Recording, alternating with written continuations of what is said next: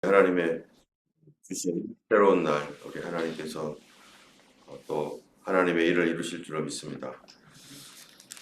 오늘 말씀은 이제 121편부터 121절부터 144절까지의 말씀인데요. 여기 이 말씀은 하나님의 말씀을 지키는 하나님의 백성이 하나님께 말씀을 간절히 바라고 또 구원과 또 인도하심을 간구하는 내용으로 되어 있습니다. 어려울 때나 또 힘들 때 모든 상황 속에서 하나님의 말씀을 간구하고 그 말씀을 바라는 삶, 그것이 하나님과의 인격적 관계이죠. 여러분, 신앙이라는 것이 어떤 율법을 향하는 게 아니라 하나님과의 관계에 있습니다. 우리가 어제도 그 수요 성경 공부 시간에 이 웨슬리의 어떠한 신앙에 관하여서 구원의 여정, 어떻게 구원의 단계에 이르는가에 대해서 같이 나눴었는데, 사람이 구원을 얻는 그러한 그 길들이 선행은총이라고 하는 하나님께서 먼저 우리에게 다가오셔서 우리를 깨워주시고 내가 죄인인 것을 알게 하시고 그러므로 말미암아 우리가 거기에 대하여 믿음으로 받아들이고 그리고 회개하고 이 회개를 통해서 하나님은 또한 우리에게 성령을 부어주셔서 우리 안에 성령의 힘으로 거룩함을 사모하게 하고 또 그 거룩함을 사모하게 하는 이런 과정들이 계속적인 회개와 또 은혜로 계속 반복됨으로 말미암아 점점 gradually sanctification이라고 하는 점진적인 그 성화의 단계로 계속해서 이끌어 가시는 이러한 그 과정들이 바로 구원의 과정인데요. 이런 과정들 가운데 하나님께서 이게 단순하게 누군가가 뭐라고 했기 때문에 또 우리가 글을 봐서 그래서 이런 말을 지켜야만 내가 구원받겠구나, 내가 복을 받겠구나 라고 해서 그렇게 가는 것이 아니라 이런 모든 구원의 과정은 하나님의 말씀과 성령의 역사가 나와 인격적 관계 안에서 서로 상호작용하기 때문에 일어나는 현상인 거죠. 그래서 우리가 이 기독교 신앙, 우리의 바른 믿음, 이 하나님께서 우리에게 주신 이 믿음이라고 하는 것은 어떠한 상태적인 것이 아니라 관계적이라는 것입니다. 이 상태적인 것은 다른 종교 다 그렇습니다. 상태적인 구원을 얘기해요. 상태적 구원이라는 게 뭡니까? 내가 이런 단계가 아니라 조금 더 높은 단계, 그리고 더 높은 단계라고 하는 어떠한 그 레벨을 올라갈 때 그때가 되면은 우리가 하나님처럼 된다. 또 어떤 레벨이 돼야만 우리가 구원을 얻는다라고 하는, 그래서 그 레벨에 올라가기 위해서 내가 뭐를 해야 된다라고 하는 이러한 것으로 가는 것이 이게 상태입니다. 그래서 초기 기독교 이단 중에 영지주의라고 하는 것, 그것이 바로 굉장히 많은 사람들에게 헷갈리게 했고 또 미혹했던 것인데, 그 영지주의가 뭡니까? 깨달으면 구원을 얻는다. 깨닫기까지 어떠한 상태가 되어야 된다는 거예요. 그 깨달음이 올 때까지, 깨달음은 어떠한 그 존재로 살기 위해서 고행도 하고, 그래서 뭐 수련도 하고 뭐 이런 식으로 그것이 구원에 이르는 어떠한 그 과정으로서 레벨을 높이는 거예요. 레벨을, 자기의 레벨을. 물론 신앙생활하는 데서 레벨이라는 거, 어떤 수준이라는 건 있습니다. 당연히. 그러나 그것이 구원의 조건이 아니라는 거죠. 이 하나님, 우리가 예수를 믿는 믿음이라고 하는 것은 하나님과 얼마나 밀접한 그런 관계가 회복되었는가가 중요한 것이지, 내가 어떤 레벨에 올라갔는가 그거는 아니죠. 그래서 성령의 충만한 가운데 하나님과 긴밀한 교제 안에 살아가는 것이 성도가 하나님과의 관계 안에서 살아가는 거죠. 우리 자녀들을 볼 때 부모님과 자녀들 사이에 어떤 레벨이 되면은 부모님이 아이들을 더 사랑해주고, 어떤 레벨이 될 때 뭐 이렇게 하는 게 아니잖아요. 원래 부모 자식 관계는 뭐 성인이 되건 어린이가 되건 진짜 중요한 건 뭡니까? 친밀함이잖아요. 어렸을 때 그 친밀함이 있었는데, 그런데 점점점 어른이 되면서 이 친밀함이 사라지고 관계가 깨지고 이런 경우가 얼마나 많습니까? 또 관계가 서먹해다가도 또 어떠한 순간에 어떠한 사건을 계기로 해서 또 오히려 더 가까워지고 한 걸음씩 가까워지고 하는 이것이 바로 관계적인 구원인 것이죠. 우리는 하나님을 어떤 율법이라고 하는 틀을 가지고서 이거를 지켰고 이걸 못했고 뭐 이런 관계 안에서 나는 여기 10개 중에 2개는 못했으니까 빨리 2개를 해서 뭐 그래서 내가 그 다음 단계로 가야지라고 하는 이러한 식의 구원이 아니라는 것입니다. 우리가 연약하고 부족하지만 제일 중요한 것은 하나님과의 관계가 끊어지지 않고 그 친밀함이 계속해서 더해가는 것. 여러분 부모님과 자식 간에 이 부모와 자식이라고 하지만 어떤 집은요 부모와 자식 관계가 정말 친구보다 더 친한 경우가 있어요. 그래서 엄마와 딸들, 아들, 부모님과 자녀들이 너무 친한 거예요. 그래서 거기에서는 막 엄마 뭐 어쩌고 하고 막 그래도 다 그게 다 기쁨으로 받아들여지고 다 이렇게 아무런 문제가 없는 거죠. 그런데 어느 집은 그런 게 아니라 너무 서먹한 거죠. 이러한 것들이 바로 하나님과 우리 사이의 관계 안에서 이러한 이 인격적 관계로 가는 것입니다. 그래서 우리의 믿음이라는 것은 율법적이고 형식적인 어떠한 그러한 것보다는 인격적인 관계 안에서 가기 때문에 오늘 본문의 말씀도 계속해서 이 시편 119편에서 말하고 있는 게 하나님의 말씀, 하나님의 공의, 하나님의 법도 이런 얘기를 하지만 하나님의 공의, 법도, 뭐 말씀, 율례, 뭐 이런 것들이 단순하게 어떠한 율법적인 어떠한 그 명문화되어 있는 글로 쓰여져 있는 율법적인 차원에서 그런 얘기를 하는 게 아니에요.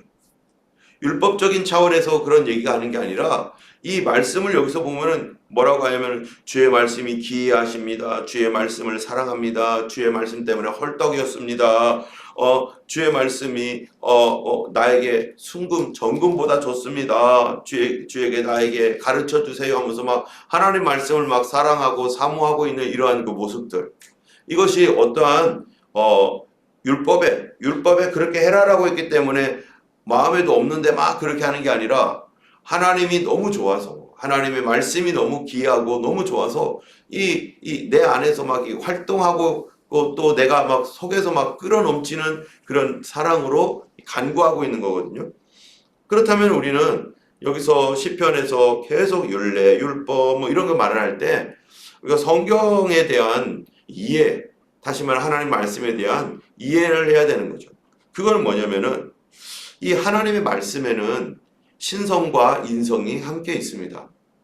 하나님의 말씀에는 신성과 인성이 있는데 우리 다시 말하면 무슨 말이냐면은 하나님의 신성이라고 하는 것 그거는 성경의 요한복음에 보면 뭐라고 되어 있어요?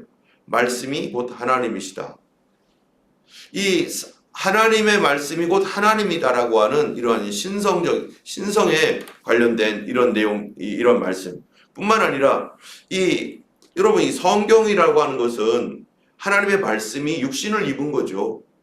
하나님의 말씀이 책으로 기록된 것이죠. 그러나 책이 있기 전에 하나님의 말씀이 있었을까요? 없었을까요?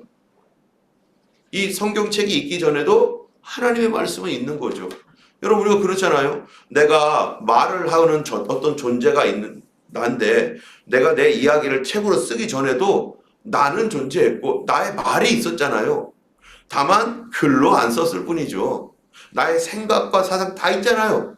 그렇기 때문에 성경이 있기 전에 뭐가 이미 있었던 거예요? 하나님의 말씀이 있었던 것이고 하나님의 말씀은 근데 성경에 보면 뭐라고 했냐면 하나님의 말씀은 살아있는 말씀이다. 심지어 성경의 이 잠언서에 보면요. 하나님의 말씀을 지혜라고 말하는데 이 지혜가 말하기를 뭐라고 해요? 나를 받아들여라 하면서 지혜를 살아있는 존재로 계속 표현하고 있어요. 내가 지혜인 내가 세상을 만들었다 하면서 그런 말씀들이 있어요. 그렇다면 하나님의 말씀이고 지혜이고 지혜가 하나님의 말씀이고 그 말씀이 세상을 창조한 말씀이고 그렇기 때문에 우리가 하나님의 말씀으로 창조한 이 세상 그리고 그 말씀은 지금도 살아있는 말씀으로서 이 성경 안에 이 책 책에 기록되어 있는 하나님의 말씀을 우리는 그냥 세상 사람들이 말하는 그냥 글로서가 아니라 인격적인 하나님으로서 이 말씀을 영접하는 것이 대단히 중요한 것입니다. 이 말씀을 볼 때 하나님의 말씀을 주님 말씀하옵소서 제가 듣겠나이다 라고 하는 말씀에 대한 경외감과 경건함 가운데서 말씀을 살아있는 하나님의 말씀으로서 하나님 앞에 있는 그러한 그 존재로서 내가 하나님의 말씀을 대할 때 이 말씀이 나에게 인격적으로 하나님께서 나에게 말씀해 주시고 응답해 주시고 다가오시고 이끌어 주시고 빛을 주시고, 그런데 말씀을 무시하고 여기 보면 말씀을 폐하는 사람들이 있다라고 성경이 얘기하잖아요. 말씀을 폐하는 사람, 이 말씀을 폐하는 사람 때문에 오늘 보면은 내가 종일토록 눈물을 흘리나이다. 여러분 오늘날 이 말씀을 폐한다는 게 뭡니까? 하나님께서 이 세상을 지으신 것도 말씀으로 지으셨는데 이 말씀에 세상적인 어떤 원리가 있잖아요. 지금 자연 법칙 어떻게 하셨습니까? 하나님 말씀으로 세상을 창조하셨어요. 그러면 이 자연의 어진 법칙 안에 하나님의 말씀이 그대로 되어 있는 거예요. 그렇다면 이 자연의 어떤 법칙들과 이런 하나님의 이 주신 어떤 질서들을 깨는 거 뭡니까? 이 하나님 말씀을 대적하는 것이죠. 오늘날 이퀄리티 빌 같은 경우 어떻습니까? 하나님께서 남자와 여자를 창조하셨고 그것이 하나님의 말씀으로 창조했고 그 이외에 무슨 성이 어디 있어요? 그런데 사람들이 이거를 꼬고 꽈가지고 이게 지금 말도 안 되는 얘기를 하잖아요. 이건 있을 수도 없는, 이건 정신적이고 영적인 어떤 차원의 범죄이고 이거는 병이고 뭐 이런 여러 가지 그런 것이 있는데 인간은 생물학적으로 분명히 남자 아니면 여자인데도 불구하고 오늘날 법적으로 그거를 수없이 얼마나 거짓말을 치면서 심지어 국가가 그 일을 하고 있는 거 아니에요 지금? 전 세계적 유엔이 나서가지고 그런 일들을 하면서 그런 기업들의 돈을 모아가지고 이런 것들을 막 밀어붙이고 있는 이런 현실, 말씀을 폐하는 자들입니다. 말씀을 폐하는 자들에 대하여 우리는 정말로 마음에 괴로움을 가지고 있고 눈물을 흘리며 기도하고 있고 하나님 이 세상을 다시 새롭게 해달라고, 하나님의 올바른 판단을 주시라고, 하나님이 공의로 하나님 판결해달라고 지금 우리들이 그렇게 기도하고 있는 거죠. 뿐만 아니라 하나님의 말씀은 이 세상을 지으셨을 뿐만 아니라 누구도 지었습니까? 우리 자신들도 지었습니다. 그런데 하나님께서 손으로 우리를 만드셔서 이렇게 지으신 다음에 그 코에 어떻게 해요? 생기를, 말할 때 우리가 이 숨이 나오잖아요. 노스틸, 숨, 루아흐라고 하는 생기를 불어넣었다는 거예요. 그렇다면 우리도 어떻다는 거예요? 우리와 하나님 사이, 우리와 자연, 이런 게 다 어떻게 되냐? 연결이 돼 있는 거죠. 하나님의 말씀으로 세상이 지어졌어요. 하나님의 말씀의 그러한 그 원칙과 하나님의 말씀 자체가 이 세상을 이렇게 지었기 때문에 하나님 자신의 모든 것들이 거기에 다 이렇게 스며들어가 있는 거 아닙니까? 그것이 자연스러운 거죠. 자연스러운 거. 그분의 말씀으로 지어졌어요. 그 말씀하지 않은 것들은 없는 거잖아요. 그래서 여기에는 모든 것들은 하나님 그분의 모든 성품과 모든 것들이 거기에 다 이렇게 스며들어가 있죠. 사람도 하나님 말씀으로 지어졌기 때문에 사람의 생각, 성품 이런 것들이 이 자연스럽게 누구랑 닮아야 돼요? 예, 하나님 닮아야 되는 거죠. 하나님의 은혜와 인자와 자비로우심과 거룩하심 이런 것들이 그분의 말씀에서 우리가 지어졌기 때문에 우리는 당연히 하나님을 그렇게 닮아야 되는 거예요. 그런데 오늘날 우리 현실을 보면 우리가 어떻습니까? 얼마나 하나님으로부터 멀어져 있는지, 내가 얼마나 타락된 존재인지, 내가 어떻게 해서 이렇게 정말로 하나님과 전혀 다른 존재처럼 이렇게 바뀌었는지, 그 얘기는 뭐예요? 우리가 지금 하나님의 말씀이 나에게 원래는 자연스러워야 되는데 우리는 하나님의 말씀을 닮는 것이 정상이고 내가 하나님께로부터 나왔기 때문에 그분의 성품과 이 모든 걸 닮는 게 당연한 것인데도 불구하고 그것을 거역하고 타락되어 있는 이 모습들을 보면서 하나님께서 우리를 어떻게 하신 거예요? 우리에게 자유로운 존재로서 줬는데 그 자유를 가지고 하나님을 아름답게 섬기고 주님과 더 가까이 하라고 그 자유의지라는 것을 줬더니 그거를 가지고 어떻게 만든 거예요? 하나님을 가까이 하는 데 사용하는 게 아니라 자기 자신을 높이고 자기를 드러내는 데 사용하고 있는 거잖아요. 여러분, 이 세상에서 죄 중에 가장 큰 죄가 뭡니까? 바로 교만이라는 거 아닙니까? 사단이 내가 하나님처럼 높아질 거야. 나도 자랑할 만한 게 있어. 내가 하나님처럼 높아질 거야. 막 자기 나 이렇다고 막 떠들고 다니면서 높아진 거고. 사람이 어떻게 해서 타락하게 되었습니까? 하나님의 말씀에 자연스러운 그 하나님을 닮아 있는 존재가 어느 날 내가 하나님 될 거야 하면 또 교만해졌어요. 교만함으로 말미암아서 우리 자신이 하나님과 멀어지게 되어지고 타락되어져 가지고 더러운 냄새나는 존재로, 그래서 뭐든지 자기가 옳고 내가 내 뜻대로 해야 되고 그러면서 자기 자랑하고. 여러분, 우리가 예수님을 믿으면서 자기 자랑이 얼마나 무서운 일입니까? 저도 그럴까봐 겁나고, 또 제가 있었던 그런 것들을 혹시라도 말하다가 간증하다가 이거 내가 자랑하는 거 아닌가 이럴 때가 얼마나 참 많아요. 그래서 어떨 때는 나도 모르게 입이 툭 튀어나오고 나서 집에 가가지고 내가 왜 그런 얘기를 했을까라고 할 때도 있습니다. 우리가 옛날에 농담으로 했던 얘기가 뭐냐면은 그 권사님들, 큰 교회 같은 경우는 큰 방이, 권사님들 방이 있잖아요. 방이 있으면 신방하려고 이제 준비하고 오려면 권사님들 모여서 거기서 어떤 분들은 기도하고, 옛날에 저희 교회가 그랬어요. 한국에 있었던 때 권사님들이 모여서 거기서 기도하고 준비하고 찬송도 하다가 또 서로 얘기하다가 막 그러는데, 거기에서 어떤 일들이 생깁니까? 가끔 가다가 보면 손자 자랑하고 사위 자랑하고 며느리 자랑하고 또 며느리 욕하고 뭐 하다가, 그런 누구를 비난하거나 누구를 자랑하는 이 모든 것들이 사실 뭡니까? 이게 하나님 앞에서의 교만입니다. 누군가를 비난할 때는 나를 높이는 거고, 누군가를 막 우리 누구는 누구 어때, 우리 애기는, 우리 손자 손녀는 어때 막 이러는 거는, 그거를 손자 손녀가 어려운 사람들이 들을 때는 어떻겠어요, 마음이. 우리 자식과 또 딸, 며느리, 사위가 없거나 또 문제가 있던 사람들이 그 얘기를 들을 때는 어떻겠어요? 본인 자신은 아무렇지도 않게 그냥 그냥 이런 것쯤은 얘기해도 되겠지 하지만, 그렇지 않은 사람들이 볼 때는 그것이 굉장히 마음이 어려워요. 저도 예전에 어딥니까? 어떤 목사님들 모임에 갔었습니다. 그 목사님들 모임에 갔었는데, 거기 모임은요, 제가 한 3번 참여하다가 못 가겠다, 도저히 못 가겠다 하고서 그 모임에 참여하지 않았어요. 한 4명, 그분들 다 좋은 분이에요. 지금도 만나면 다 좋은 분이에요. 다 좋고 훌륭하신 분들인데, 근데 그분들이 대화하는 주제에 제가 낄 수가 없더라고요.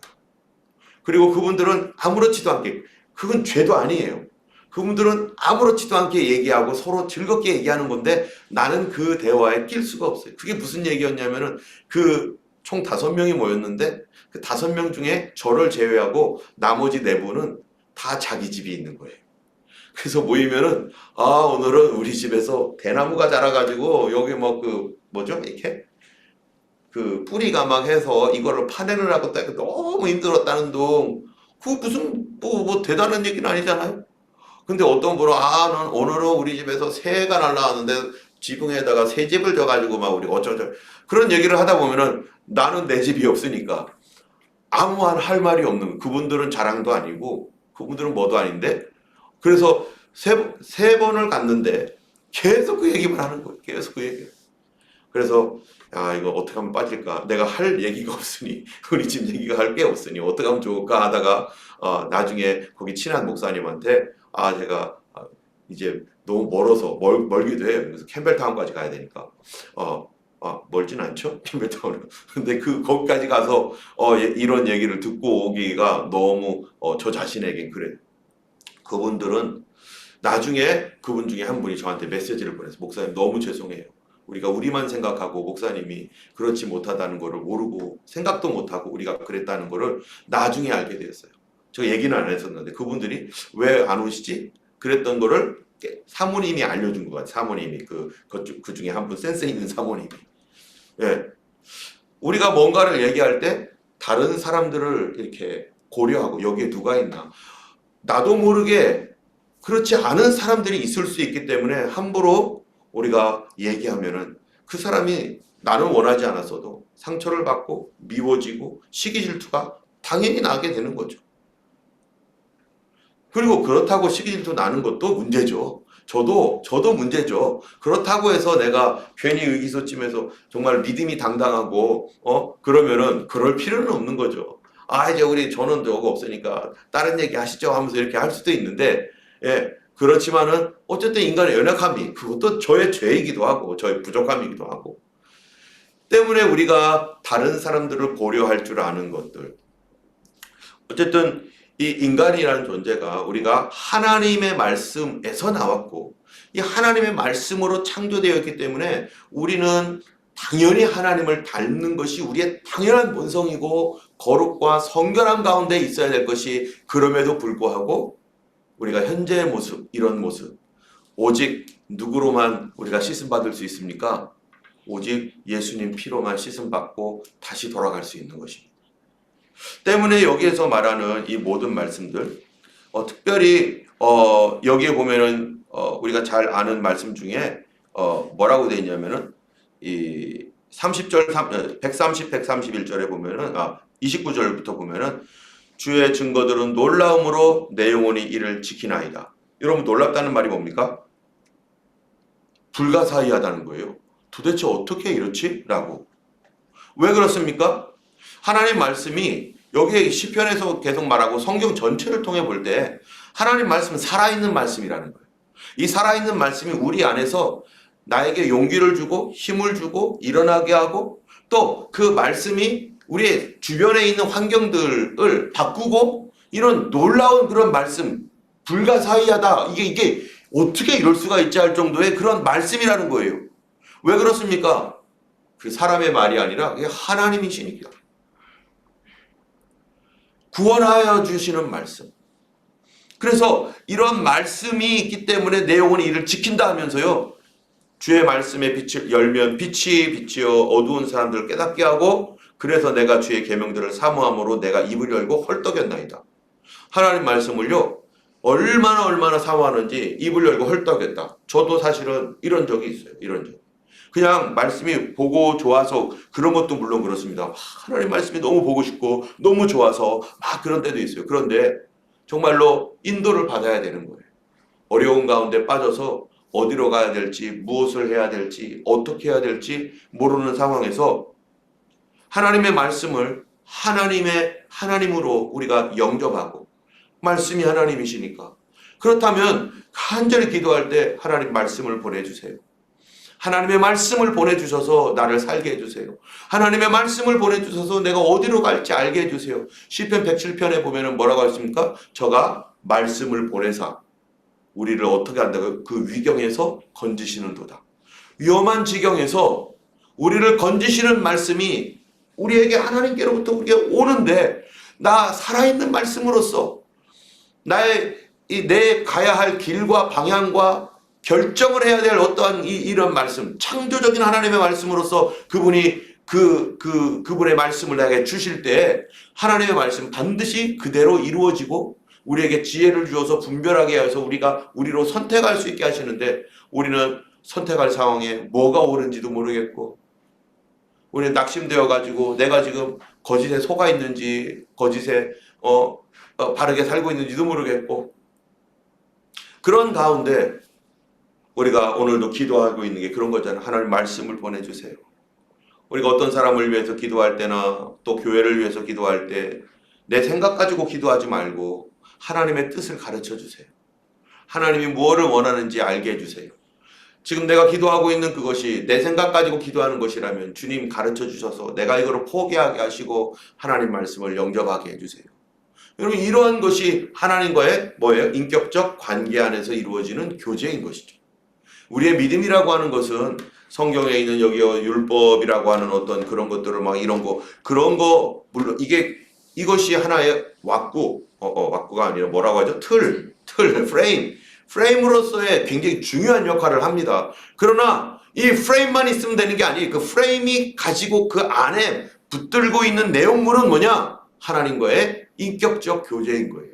살아있는 하나님과 인격적 교제. 그래서 그 말씀을 하나님 허락해달라고. 오늘도 말씀을 보내달라고. 내가 주님 낙심되어 있습니다. 오늘 주시고자 하시는 나의 생명의 말씀을 오늘도 보내주시고, 주님 우리가 지금 그 교회 뭐 컨트롤 가는 것도 뭐 그런 거 있잖아요. 주님 어떻게 하면 좋겠습니까? 하나님 인도해 주시고, 아이들 예배와 이런 것들 하나님 어떻게 하면 좋죠? 저도 계속 기도하고 있어요. 그럴 때마다 하나님 주시는 마음들이 있어요. 그래서 와 맞아 이렇게 하고 있는 것들이 있는데, 하나님께서 하나님과 나와의 살아있는 관계 안에서 주시는 그런 인격적 교제가, 그렇기 때문에 우리는요 이 말씀이 없으면은 움직이지 않을 거야 나는, 뭐 이럴 정도로 하나님 오늘도 말씀을 주세요. 말씀이 너무 좋아요. 그리고 말씀이 이루어지는 걸 막 보면은 어떻겠어요? 하나님 말씀 내 눈에서 막 이루어지고 있는 거예요. 그 말씀을 주셨는데 걱정하지 말아라, 인도해 줄 것이고, 걱정하지 말아라, 염려하지 말아라 이랬는데, 정말로 그 문제 앞에서 막 두렵고 떨릴 때 그런 말씀을 주셨는데 조금 있으니까 믿고 기도하니까 하나님이 다 해결해 놓으시는 그런 말씀들을 이렇게 볼 때마다 와, 하나님 말씀 살아있는 말씀, 그분이 말씀하면은 이루어지는 말씀. 그래서 뭐를 구하는 거예요? 하나님 말씀을 구하는 겁니다. 하나님과의 인격적인 그런 교제 안에서 오늘도 우리 주님 앞에 정말로 믿음으로 살며 하나님과의 인격적 교제 안에서 정말로 말씀을 구하고, 그래서 우리가 매일매일 보는 이 바이블 타임이나 성경 말씀, 그 안에 나에게 주시고자 하시고 나를 살리고 나를 일으키고 내게 방향을 주시는 그 말씀을 우리가 늘 구하는 것이고, 그렇게 하나님의 말씀 안에서 오늘도 승리하는 우리가 되길 원합니다. 오늘도 하나님 앞에 내 영혼의 양식으로서의 말씀, 또 우리 중요한 문제 앞에 계속 기도하시는 분들 계속 기다리셔야 됩니다. 하나님 말씀 주세요. 하나님 인도해 주세요. 우리가 그렇게 주님과 교제하며 또 주님을 만나며 살아가는 우리 모두 될 줄 믿습니다. 기도하겠습니다.